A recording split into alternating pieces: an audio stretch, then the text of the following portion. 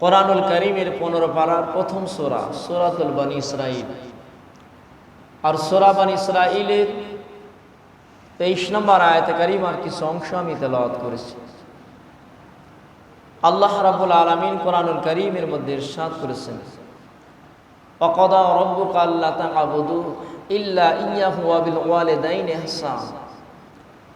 আল্লাহ তাআলার পক্ষ থেকে ফয়সালা হয়েছে যে তোমরা আল্লাহর ইবাদত করো, আল্লাহর গোলামি করো, আল্লাহর দাসত্ব করো, এবং আল্লাহর ইবাদতের পরে তারপরেই তোমরা তোমাদের পিতামাতার প্রতি ইহসান করো, দয়া করো, তাদের সাথে ভালো আচরণ করো।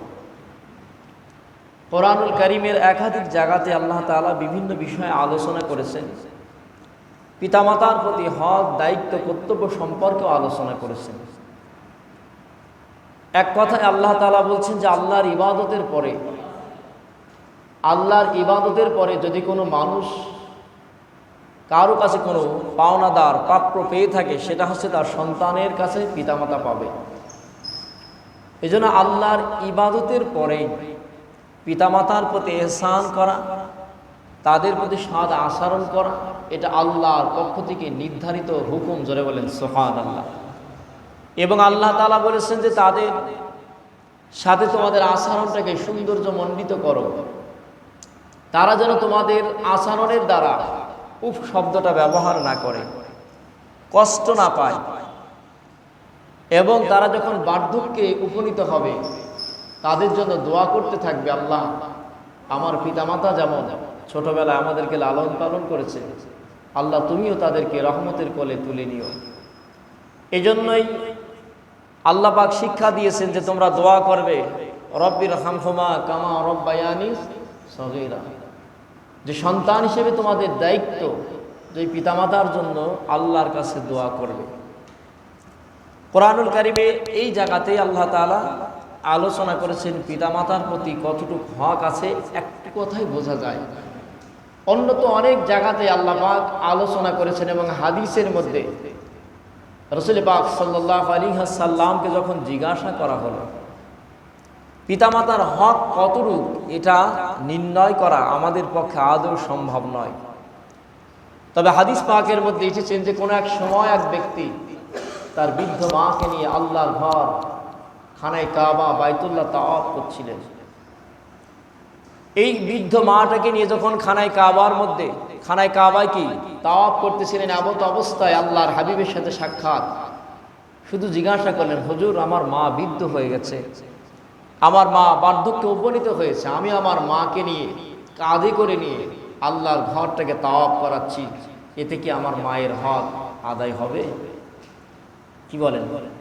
আমরা মনে করতে পারি আরে বিশাল ব্যাপার, মাকে কাঁধে করে নিয়ে আল্লাহর ঘর তাওয়াফ করাচ্ছে মানে বিশাল ব্যাপার, তাই না? এই জন্য বললেন যে আমি যে আমার মাকে নিয়ে আল্লাহর ঘর বাইতুল্লাহ তাওয়াফ করেছি কাঁধে করে নিয়ে, এতে কি মার হক আদায় হবে?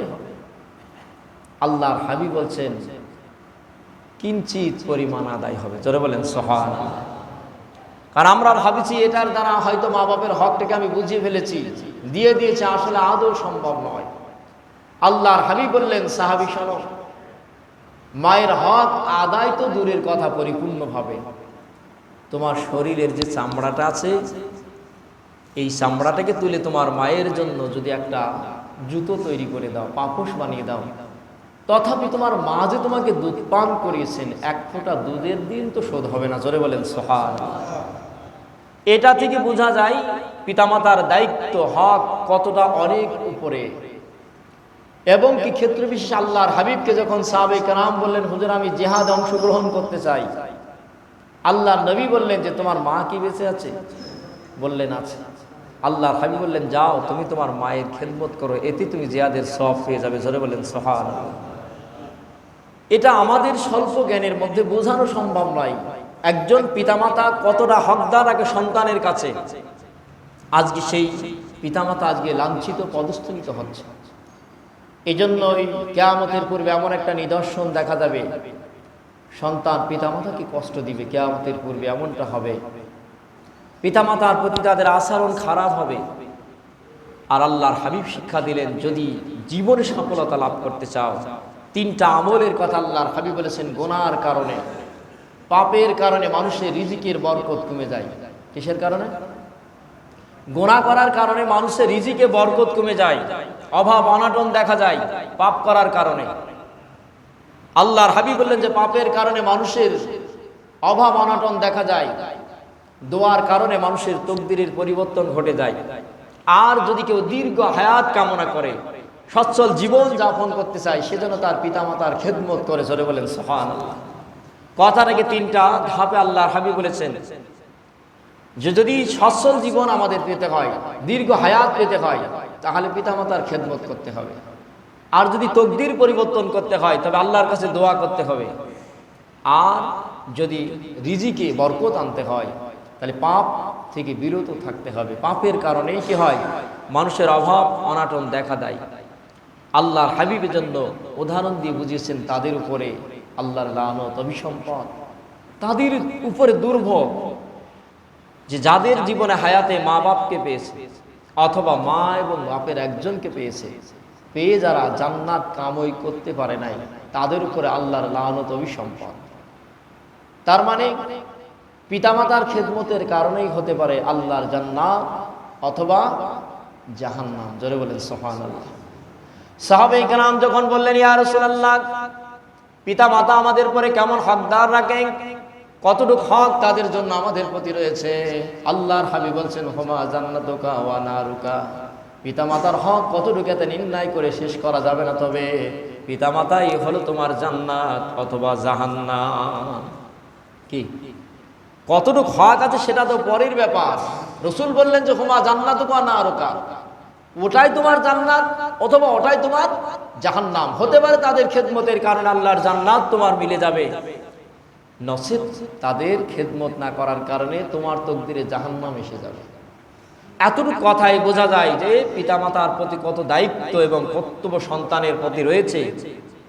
একজন মা বাপ তার সন্তানের প্রতি কতটা হকদার রাখে, রাসূল পাক সাল্লাল্লাহু আলাইহি সাল্লাম এই কথার দ্বারা বুঝিয়ে দিয়েছেন পিতামাতার সন্তুষ্টিই হলো আল্লাহর সন্তুষ্টি। পিতামাতার নারাজ, আল্লাহ নারাজ। এজন্য জান্নাত যদি পেতে হয় তাহলে পিতামাতার খেদমত করার বিকল্প, জোরে বলেন। আজকে আমরা দেখতেছি গোটা দুনিয়াতে সেই পিতামাতার উপরে মানুষের কোনো মনে করেন কি আস্থা নেই, তাদের প্রতি কোনো ভ্রুক্ষেপ নেই, তাদের খেদমত তো দূরের কথা। আজকে আমরা গত কয়েকদিন সোশ্যাল মিডিয়াতে যে একটা বিষয় তোড়পাড় করতেছে, অনেকেই দেখেছেন যারা ইউটিউব সোশ্যাল মিডিয়া ব্যবহার করেন, আপনারা দেখেছেন ফেসবুকের মধ্যে গত কয়েকদিন আগে একটা মিরপুরে একটা বাসায় একটা গলিত প্রায় বৃদ্ধা এক মায়ের লাশ পাওয়া গিয়েছে। তার তিনটা ছেলে মনে করেন প্রতিষ্ঠিত, তিনটা ছেলে প্রতিষ্ঠিত, একটা বুয়েটে চাকরি করে, একটা কানাডায় থাকে, আর একটা হচ্ছে সচিবালয়ে চাকরি করে। চিন্তা করেছেন যে এই তিনটা ছেলে এত প্রতিষ্ঠিত মানুষ, কিন্তু মায়ের লাশটা যখন পাওয়া গিয়েছে, আজকে সাক্ষাৎকার শুনলাম যারা গোসল করার জন্য গিয়েছিল, গোসল করার জন্য যাদেরকে ডেকে নিয়ে গিয়েছিল সেই মহিলারা সাক্ষাৎকার দিচ্ছেন। আমরা গিয়ে দেখেছি বৃদ্ধ মহিলাটা এমন অবস্থায় আছে যে তার গায়ের গোস্তটা যেন পচে গেছে। তার মানে আমরা পৌঁছানোর প্রায় 5 থেকে 7 দিন আগে ওই মহিলাটার ইন্তেকাল হয়েছে। একবার কি বিবেকের কাছে প্রশ্ন করে দেখেছেন যে এটা কি করে সম্ভব হয়? একটা মা, বৃদ্ধা মা ঘরেতে পড়ে আছে, 5 দিন 7 দিন আগে লাশ হয়ে গেছে, কেউ খবর রাখে না। অথচ ছেলেগুলো কি তারা আজকে বড় বড় প্রতিষ্ঠিত প্রতিষ্ঠানে তারা চাকরি করে, মানুষকে নীতিবাক্য দেয়। কিন্তু এটা তো আফসোসের ব্যাপার, পরিতাপের ব্যাপার যে শিক্ষা তাদের দেওয়া দরকার ছিল সেই নৈতিকতার শিক্ষা তারা নিতে পারে, সুশিক্ষা যেটা দরকার ছিল হতে পারে নাই। বুয়েটে চাকরি করা মানে কি সাধারণ ব্যাপার নয়, সচিবালয়ে চাকরি করা মানে সাধারণ ব্যাপার নয়। আর একটা ছেলে কানাডায় থাকে, যে মেয়ের বাসায় মারা গেছে সেই মেয়েটা আবার একটা স্কুলের শিক্ষিকা। আফসোসের ব্যাপার। আপনি চিন্তা করে দেখেছেন আজকে গোটা দুনিয়াতে আমরা লাঞ্ছিত পদস্থলিত কেন? পিতামাতার উপরে যখন বান্দা সন্তান যখন হক থেকে নিরাশ হয়ে যাবে, আল্লাহর গজব তাদের উপরে এসে যাবে। এটা আল্লাহর হাবিব নূরে জমানে কথাগুলো বুঝিয়ে দিয়েছেন। জোরে বলেন সুবহানাল্লাহ। আল্লাহর হাবিব বললেন, সন্তানেরা শুনে রাখো, তোমরা তোমাদের পিতামাতার প্রতি সদয় হও, সৎ আচরণ করো, ভালো আচরণ করো। তুমিও যদি পিতামাতার প্রতি ভালো আচরণ করো, তোমার সন্তান যারা আসবে তোমাদের প্রতি এইরকম ভালো আচরণ করবে। জোরে বলেন সুবহানাল্লাহ। কারণ নিজে যেটা শিক্ষা দিচ্ছেন সেইটা নিজে যেটা শিক্ষা দিচ্ছেন সেটা আপনার সন্তান শিক্ষা পাবে, কিন্তু আজকে আফসোস, কি অর্থ করি, কি টাকা পয়সা, কি সম্পদ, এটা আপনার কোনো কাজে আসবে না যদি পিতামাতাই অসন্তুষ্ট অবস্থায় ইন্তেকাল করে। তার নামাজ, তার রোজা, তার হজ, তার যাকাত, এবং কি যদি সে খানায় কাবার ইমাম হয় তবুও কোনো উপকার আসবে? কথা বলেন, কোনো উপকার আসবে? কথাটা শুনতে হয়তো মনে হচ্ছে সাধারণ কথা, কিন্তু আসলে সাধারণ কথা নয়। রসুল বলেন, হোমা জান্নাতুকা ওয়া নারুকা, এই তোমার জান্নাত, এই তোমার জাহান্নাম। পৃথিবীতে আপনারা জেনেছেন যে ফেরাউন কাট্টা কাফের খোদাতুরী, যিনি নিজেকে খোদা দাবি করেছিল, খোদা দাবি করেছিল না, মুসা আলাইহিস সালাম কোন এক সময় বলছেন, আল্লাহ, ফেরাউন আমার এত কষ্ট দেয়, এত যন্ত্রণা দেয়, তুমি ইচ্ছা করলে এর ধ্বংস করে দিতে পারো, কিন্তু ধ্বংস করো না কেন? কি আল্লাহর কাছে ফেরাউন, আপনার কি মুসা আলাইহিস সালাম বলছেন যে ফেরাউন আমার এত কষ্ট দেয়, এত যন্ত্রণা দেয়, তুমি ইচ্ছা করলে ওরে তো একবারে ধ্বংস করে দিতে পারো, কিন্তু ধ্বংস করো না কেন? আল্লাহ রাব্বুল আলামিন জানালেন, মুসা তিনি খোদাদ্রোহী, এটা আমি বিশ্বাস করে আমি স্বীকার করি, কিন্তু তার ভিতরে কয়েকটা ভালো গুণ থাকার কারণে আমি আল্লাহ একবারে ফেরাউনের ধ্বংস করে দিই না। এক নম্বর গুণ হলো, ফেরাউন যখন কি করে, নিজে খোদা দাবি করে, এটা বাস্তব সমাজের কাছে, কিন্তু রাতের অন্ধকারে সে আবার আল্লাহর কাছে, আমার কাছে স্যালেন্ডার করে, আল্লাহ, আমি দুনিয়া চেয়ে নিয়েছি, আমি জানি আমার একজন প্রতিপালক আপনি আছেন, জোরে বলেন সুবহানাল্লাহ। আমিও জানি আপনি আমার সৃষ্টিকর্তা প্রতিপালক আছেন, কিন্তু আমি দুনিয়া চেয়েছি, আর এই দুনিয়ার কর্তৃত্বটাই, দুনিয়ার মানুষ আমার কি মনে করে, প্রভু মনে করে, খোদা মনে করে, এটা আমি খুব খুশি হই, আনন্দিত হই, এই কারণে আমি এটা চেয়েছি, কিন্তু আমি জানি আপনি আমার একজন সৃষ্টিকর্তা প্রতিপালক আছেন, জোরে বলেন সুবহানাল্লাহ। আল্লাহ পাক জানালেন, মুসা, ফিরাউনের একটা ভালো গুণ আছে, ফিরাউনের দরবারের সামনে যখন কোন অসহায় মানুষ থাকে, মিসকিন মানুষগুলো থাকে, হতদরিদ্র মানুষগুলো থাকে, তখন কি করে, সে দানের হাতকে প্রসার করে দেয়, সেই এতিম অসহায় দুস্থ মানুষদেরকে সেবা যত্ন করে। এই কারণে আমি আল্লাহ তারে একবারে ধ্বংস করে দিই না। ৩ নম্বর কারণ হলো, আমি ফিরাউনরে কেন ধ্বংস করি না, কারণ ফিরাউনের একটা বৃদ্ধ মা বেঁচে আছে, যার কারণে ফিরাউন ওই বৃদ্ধ মায়ের খেদমত করে, যার কারণে সেই মায়ের দোয়ায় আমি আল্লাহ তারে একবারে ধ্বংস করে দিই না, জোরে বলেন সুবহানাল্লাহ। একটা খোদাদ্রোহী কাফের, আল্লাহ তার প্রতি দয়া রেখেছে তার মা বাপের খেদমত করার কারণে। আল্লাহ বলছেন, একবার আমি ধ্বংস করে দিতে পারি, কিন্তু পারি না, দিই না, 3টা কারণে। তার একটা কারণ, তার মা বেঁচে আছে, ফিরাউন তার মায়ের খেদমত করে, কি করে, ফিরাউন তার মায়ের খেদমত করে, এই কারণে আমি আল্লাহ একবারে তারে ধ্বংস করে দিই না। কিন্তু আফসোসের ব্যাপার, আমাদের মুসলমানের ঘরের সন্তানের আজকে পিতার সাথে ভালো আচরণ নেই, মায়ের সাথে বনাবনি নেই, মায়ের সাথে কি সুসম্পর্ক নেই। কিন্তু একবার চিন্তা করে দেখেন, রসুল যে কথা বলেছেন, ওইটাই তোমার জান্নাত অথবা ওটাই জাহান্নাম। রসুল বলেন, যদি কোনো মানুষ কি করে, একটু নেক নজরে, ভালো নজরে মায়ের দিকে, বাপের নজরে একবার তাকায়, আমার জনম দুঃখিনী মা, জনম দুঃখিনী বাপ, এমন আশা নিয়ে যদি মায়ের দিকে ভালো নজরে তাকায়, বাপের দিকে যদি নেক নজরে তাকায়, আল্লাহর ঘর, আপনার কি খানায় কাবা, বাইতুল্লাহ তাওয়াফ করা এবং হজ এবং উমরা করা, প্রত্যেকবার তাকানোর ক্ষেত্রে একটা করে হজের সওয়াব আল্লাহ তাআলা দান করে দেয়, জোরে বলেন সুবহানাল্লাহ। সাধারণ কথা নয়। খেদমত করেন, পিতামাতার খেদমত করেন, আল্লাহর জান্নাত পাওয়া যাবে। পিতামাতা অসন্তুষ্ট হয়ে যাবে, দুনিয়া পরকাল সব কালে বরবাদ হয়ে যাবে। কথা বলেন ঠিক কিনা? আজকে পৃথিবীতে এত পাপাচার, অন্যায়, রিজিকে বরকত নেই, অভাব অনটন লেগে আছে।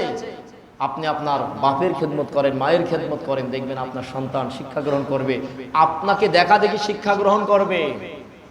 হাদিস পাকের মধ্যে এসেছে যে রাসূলুল্লাহর একজন সাহাবী ছিলেন হযরত আলকামা। এই কথাটা ইতিপূর্বে আপনারা শুনেছেন। তিনি কোন এক সময় মুমূর্ষু অবস্থায় হয়ে গেছেন, এত মুমূর্ষু হয়ে গেছেন, কিন্তু জবান দিয়ে কথা বলছেন না, জবান দিয়ে কথা বলছেন না। তার মানে কি বুঝতে পারছেন? রাসূলুল্লাহর একজন সাহাবী, তিনি জবান দিয়ে কথা বলছেন না, জবান বন্ধ হয়ে যাচ্ছে, কথা বলতে পারছেন না, কালেমা পড়তে পারছেন না। সাহাবায়ে কেরাম রাসূলুল্লাহর দরবারে গিয়ে বলছেন, হুজুর, আপনার এই সাহাবী আলকামা মুমূর্ষু হয়ে গেছেন, মৃত্যু শয্যায় শায়িত হয়ে গেছেন, কিন্তু আফসোসের ব্যাপার, আলকামা জবান দিয়ে কথা বলতে পারছেন না, তিনি কালেমা পড়তে পারছেন না।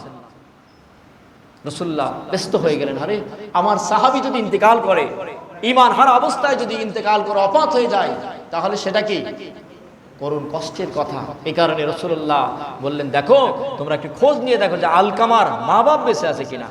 কি আলকামার মা বাপ বেঁচে আছে কিনা খোঁজ নিয়ে সাহাবায়ে কেরাম বললেন, হুজুর আলকামার বাপ বেঁচে নেই, কিন্তু হযরত আলকামার মা বেঁচে আছে। রসুল বললেন, যাও হযরত আলকামার মাকে সংবাদ দাও, অথবা আমি রসুল তার মায়ের সাথে একটু দেখা করতে চাই। জোরে বলেন সুবহানাল্লাহ। হাদিস সাক্ষ্য দিয়েছে হযরত আলকামা রাদিয়াল্লাহু তাআলার মা সংবাদ পেলে রাসূলুল্লাহ তার সাথে সাক্ষাৎ করতে আসবেন। এমত অবস্থায় হযরত আলকামার মা নবীজির দরবারে গেলেন। আল্লাহর হাবিব বলছেন, আলকামার মা, তোমার কাছে আমার কিছু কথা আছে। তোমার সন্তান সম্পর্কে আমি কিছু সার্টিফিকেট নিতে চাই। তোমার সন্তানটা কেমন ছিল তুমি একটু বলো। হযরত আলকামার মা বলছেন, আমার ছেলে খুব ভালো ছিল, নামাজি ছিল, দানশীল ছিল, পরহেজগার ছিল, কিন্তু একটু কারণ ছিল, আমার সাথে একবার কোন এক সময় একটু খারাপ আচরণ হয়েছিল, এই কারণে আমি একটু অসন্তুষ্ট আছি। কি সব কাজ ভালো আছে, নামাজ রোজা হজ যাকাত তাসবিহ তেলাওয়াত সব ভালো আছে, তো একটা দিন আমি তার আচরণে খারাপ পেয়েছিলাম, সেই কষ্টটা আমার অন্তরের মধ্যে লেগে আসছে, আমি এটা ভুলি নাই। কথা বুঝতে পারছেন? আমার অন্তরে এই কষ্টটা লেগে আছে, আমি এটা ভুলি নাই। কারণ কোন এক সময়ে তার স্ত্রীর সাথে তর্ক বিতর্কের কারণে সে তার স্ত্রীকে প্রাধান্য দিয়েছিল, স্ত্রীকে প্রাধান্য দিয়ে আমার উপরে কি মনক্ষুণ্ণ হয়েছিল, সেই আচরণের দ্বারা আমি খুব কষ্ট পেয়েছিলাম। রাসূল বললেন, মারে তুমি তোমার ছেলেকে ক্ষমা করে দাও। আলকামার মা বলছেন, সব মাফ করে দিলাম, কিন্তু ওই কষ্টটা অন্তরে যে গেঁথে আছে এটা আমি ভুলতে পারি নাই, আমি ওটা ক্ষমা করব না। কথা বলেন, এরকম মা বাপ, এরকম সন্তানের মা বাপ আমাদের সমাজে আছে না নাই? এ কথা বলেন, আছে না নাই?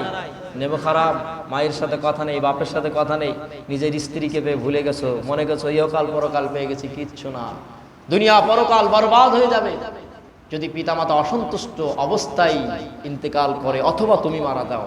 পিতামাতার সন্তুষ্টি ছাড়া নাজাত পাওয়া যাবে? কথা বলে, নাজাত পাওয়া যাবে? আল্লাহর হাবিব বলছেন, আলকামার মা, তুমি তোমার সন্তানটারে ক্ষমা করে দাও। হযরত আলকামা রাদিয়াল্লাহু তাআলা মা বলছেন, না নবীজি, এত কষ্ট পেয়েছি, বেদনা পেয়েছি, যার কারণে সন্তানকে মাফ করতে পারি নাই। আল্লাহর হাবিব পেরেশান হয়ে গেলেন, কি করা যায়? আলকামা যদি এমত অবস্থায় মৃত্যুবরণ করে, মৃত্যুর আগে ঈমান নসিব হবে না, কালেমা পড়তে পারে না, জবান বন্ধ হয়ে গেছে, জবান দিয়ে কালেমা পড়তে পারে না।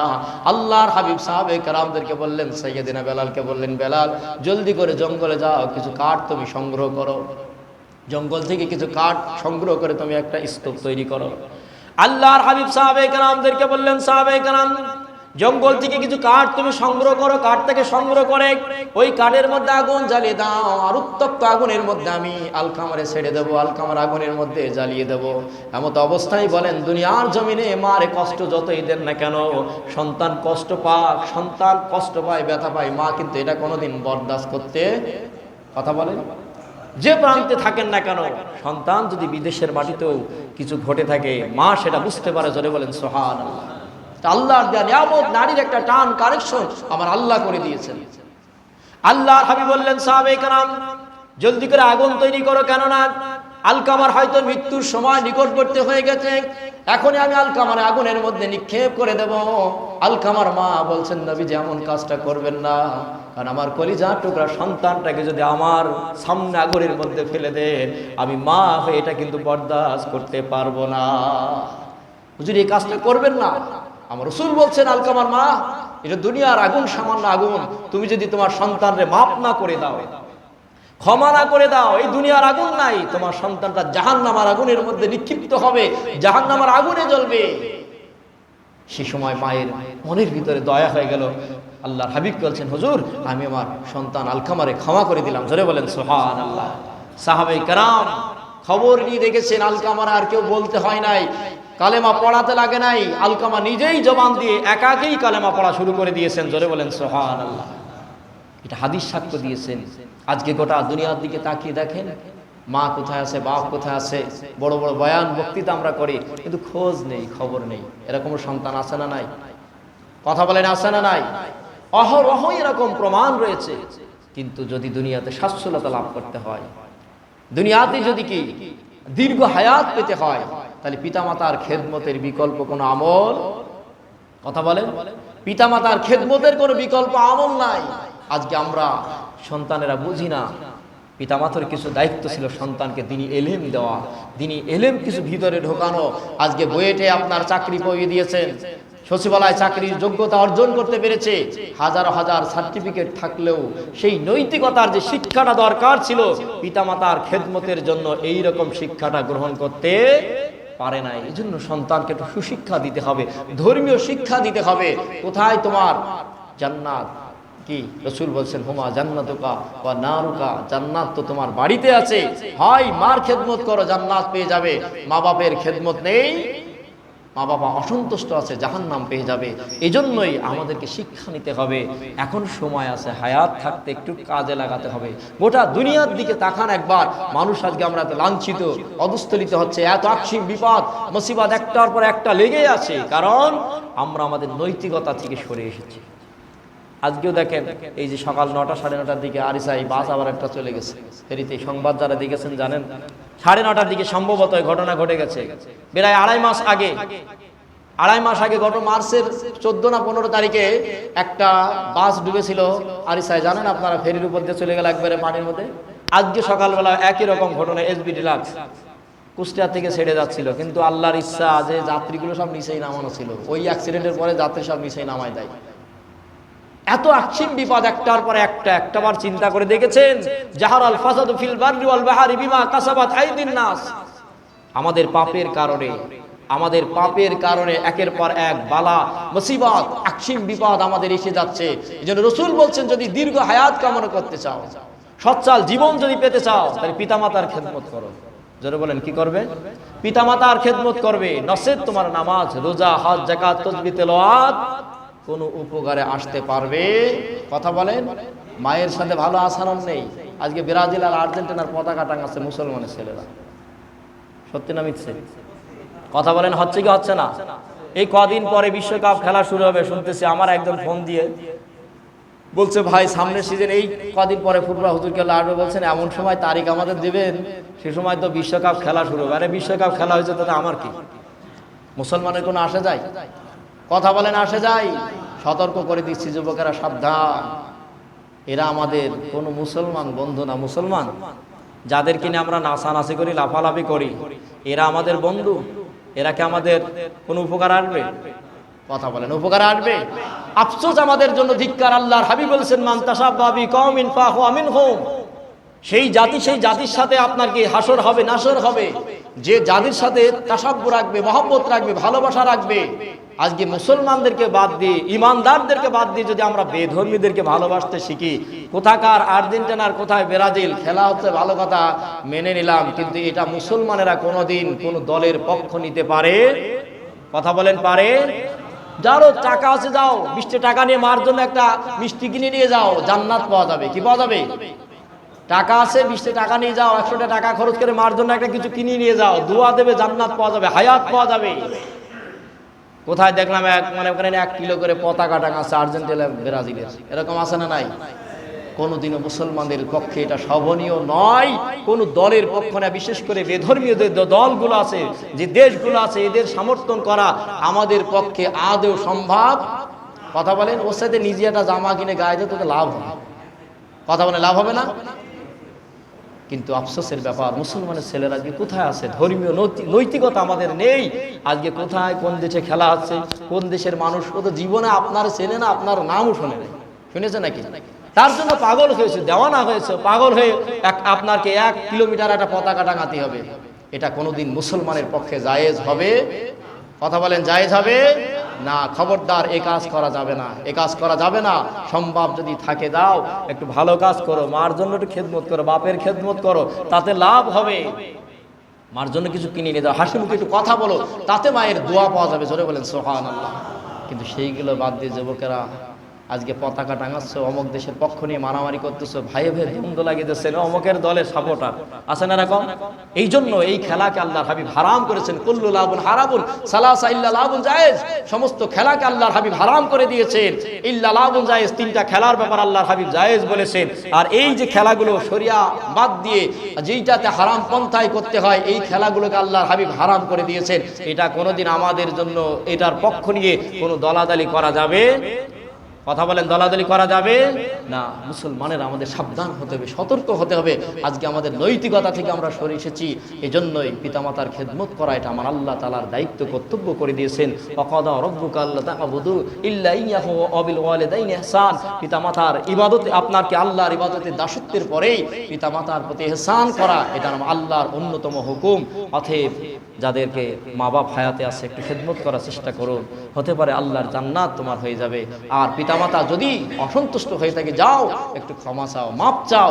মা মরে গেছে, বাপ মরে গেছে, যাও কবরের কাছে গিয়ে একটু দোয়া করো, মায়ের কাছে ওই গোরস্থানের কাছে দাঁড়িয়ে দোয়া চাও, হতে পারে আল্লাহ তাআলা মাফ করে দিতে পারে। কিন্তু মা যার অসন্তুষ্ট হয়ে কবরে গেছে, বাপ যার অসন্তুষ্ট হয়ে কবরে গেছে, আজকে মনে করছে আমি বিশাল হাজী সাহেব হয়ে গেছি, খানায় কাবার ইমাম হলেও কোনো লাভ হবে? কথা বলেন, কোনো লাভ হবে না। এই জন্য আল্লাহ তাআলা আমাদের হেফাজত করুক। মা বাপ যাদের আছে, মা বাপের খেদমত করে আল্লাহর জান্নাত কামই করা, আল্লাহ তাআলা আমাদের তৌফিক দান করুক। সকলে বলে আল্লাহুম্মা আমিন, সকলে বলে আল্লাহুম্মা আমিন।